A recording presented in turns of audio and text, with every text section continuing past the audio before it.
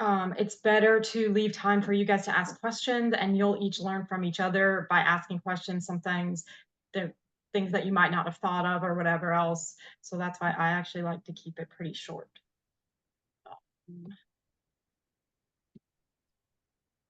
So we can all see that or not. Can we see my screen? Yes. Okay, cool. So just as an introduction, I already kind of introduced myself of who I am. I am an EA, and that stands for Enrolled Agent, which is licensed by the IRS. So that's why I can help people anywhere in any state. It doesn't matter. I don't have state boundaries. I think to date I've filed in 33 states. So yes, I've helped people all over, or from different states, and transitioning to RV life, things like that. And the first thing I like to talk about is business entity because this is really misunderstood, especially for taxation.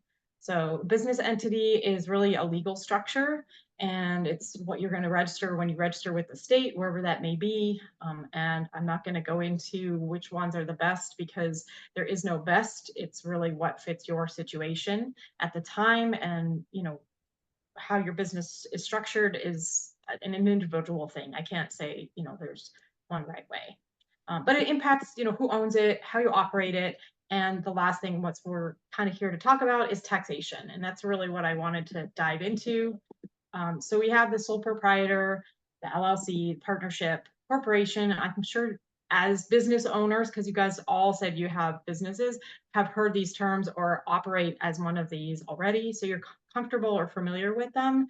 But I like to dive deeper into the taxation parts of it. So when you are a sole proprietor or a single member LLC, you have these pesky self-employment taxes. And I get tons of questions around this, especially as new business owners, because that is something totally foreign to them, right? You've never seen that before. You file a Schedule C, so it's just part of your regular 1040, your individual tax return, just adds a schedule to it. You pay your income taxes and self-employment taxes, so that's why we have kind of people feel like they're double taxed in a way, but it's really not a double taxation. You have your multi-member LLC. Again, very common. LLC is probably the most common thing I hear. And I hear a lot of people say, I want to be an LLC. Should I register an LLC? So if you have more than one member, including a spouse, you are by default a partnership. Partnership files separate tax return. So it's that 1065. And I like to point out of this March 15th deadline because this catches some people by surprise that it's due a month earlier. And the reason why is because it produces a form, which is your K1, that you use to file your personal return. So a partnership, if you are a partner in a partnership, you will owe self-employment taxes, but keep in mind that the partnership itself doesn't pay any tax. So it's all what we call pass-through income. So all that income, it shows up on that K1 and it goes to the partners. If it's two spouses that are 50-50 owners, right, it's going to be 100%, but you could also have friends or colleagues or just business partners. And that can be split any which way, however you as partners decide on it. Even as spouses, it can be 70-30, 90-10, it doesn't matter. It's just up to the partners. And then we have your S Corp, another popular thing I hear about. Should I be an S Corp? And misunderstanding around what an S Corp really is. S Corp also files a separate tax return, so it's an 1120S. And as you see, it's due March 15th. So again, that 1 month before our regular personal tax returns are due, it produces the same K1 form that we use on our personal tax return. And the reason why people choose the S Corp is because we do not owe self-employment taxes. So this is where we start to see tax savings. And I don't see any tax savings until you're starting to hit somewhere between $50,000 and $100,000 of net profit. So I don't see the benefit of an S Corp until that point. I actually think that it's detrimental because there's a lot of extra things that you have to deal with as an S Corp owner, and just different ways of handling bookkeeping and stuff. So it complicates things. So if you don't see the tax savings, it's not worth it. Again, it's called pass-through income. We call this pass-through income. So the S Corp itself will not pay tax. You personally pay the tax. Again, it's relevant to how much you owe or own rather. So if you own 70% of the S Corp, you're going to see 70% of the profit, and that's what you're going to be paying for on your tax return. As a C Corp, 1120, so it's totally separate tax return. It is due the same deadline as our personal tax returns. Again, you can have extensions, all of these things we can have 6-month extensions with. There's no self-employment tax at all with a C Corp. You do pay taxes. You would get a W-2 salary from your corporation. You can get distributions, which you are taxed on individually. And then the corporate itself will pay a corporate tax, which is currently at 21%. This can change according to whoever is deciding on the government regulations. That 21% has been around for a while. And then I say that the C Corp is not a great fit for many small businesses, but it has its place. So depending on what your goals are for your business, this can be a great option. And I just say talk to your tax advisor really before you start your business, because there are some really great reasons to be a C Corp, depending on what your goals are. The last thing I wanted to talk about is a qualified joint venture. And this is something that is available to people that live in community property states.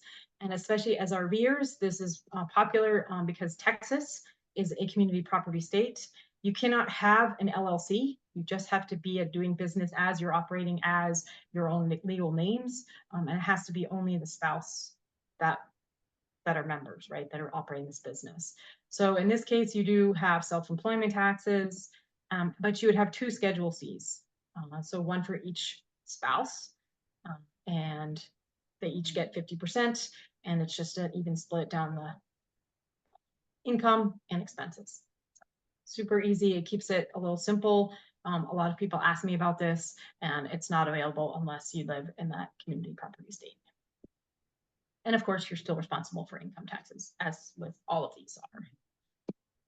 So what are self-employment taxes? Now that we learned that many of these business structures have to pay self-employment taxes. So self-employment taxes are your Medicare and your Social Security. So we call this our FICA. And it's 15.3% of your net business income. People say, well, this is a lot, but it's your net income. So your revenue, you get to take off any expenses, and that's what you're going to pay the 15.3%. And why do we owe them? Is remember, if you were ever, I think all of us have been a W-2 employee at some point in our life, and the employer always pays 50%. And the other percentage is coming out of your paycheck, and you're just never even seeing it. So whatever goes either into your physical check or into a direct deposit, you never even have to think about what's coming out of it, right? It's just automatically taken out. So that's, I think, why a lot of people, when they become self-employed and we owe 100%, it feels like a lot, even though you have been paying some of this on your own all along. We just don't see it. It happens behind the scenes.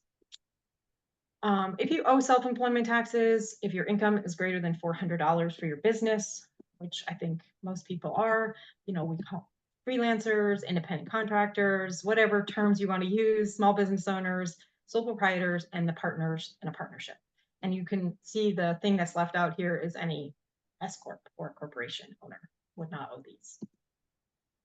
We owe them on a quarterly basis. So the US is a pay as you earn, right? So we're paying into them on a quarterly estimates. Don't ask me why these quarters are not actual quarters, but they are the quarters set for us by the IRS.